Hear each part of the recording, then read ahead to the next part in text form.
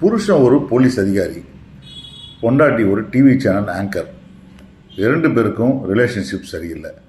So அந்த மாதிரி டைமில் புருஷனுக்கு வேற ஒரு பொண்ணோட ரிலேஷன்ஷிப் இருக்குது. அந்த பொண் அடுத்த நாள் காலையில் கொலை செய்யப்பட்டிருக்கா. அதுவும் 40 குத்தோட நெஞ்சில். அது செத்து போகிறதுக்கு கொஞ்ச நேரம் முன்னாடி தான் அந்த புருஷன்காரன் அவரோட செக்ஸ் இருந்ததை பொண்டாட்டியே பார்த்துருக்கா. இதற்கப்புறம் அவள் டிவி சேனலில் அது நியூஸ் ஆக்குறா. ஆனால் புருஷனை பற்றி சொல்லாமல். ஸோ தொடர்ந்து அதற்கு பின்னாடி நிறைய கொலைகள் நடக்குது அந்த ஊரில். எல்லாருக்குமே கொலை செய்கிறவங்களுக்குள்ள ஒரு ரிலேஷன்ஷிப் இருக்குதுன்னு கண்டுபிடிக்கிறாங்க.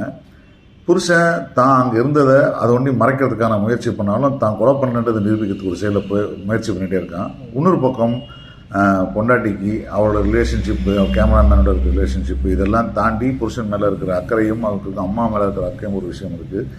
இது எல்லாம் தாண்டி இந்த ஊரில் இந்த கொலைகளை செய்கிறதுக்கு காரணம் யார், எதற்காக கொலை செய்கிறாங்க, என்ன நடந்துச்சு, இதுதான் இந்த சீரியஸோட கதை. ஹிஸ் அண்ட் ஹர்ஸ் அப்படின்ற இந்த சீரியஸ் நெட்ஃப்ளிக்ஸில் ரிலீஸ் ஆகிருக்கு.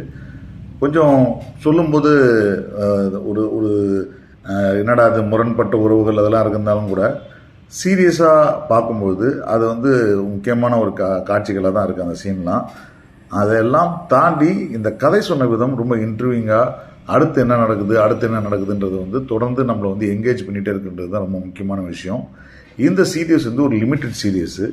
குறிப்பாக இந்த சீரீஸ் போகக்கூடிய போக்கில் இதுக்குரிய கிளைமேக்ஸ் நான் கிட்டத்தட்ட ஒரு 5வது எபிசோடு வரும்போது கண்டுபிடிச்சிட்டாலும் கூட அந்த கிளைமேக்ஸ் பெரும்பாலும் நிறைய பேர் கண்டுபிடிக்க மாட்டாங்க.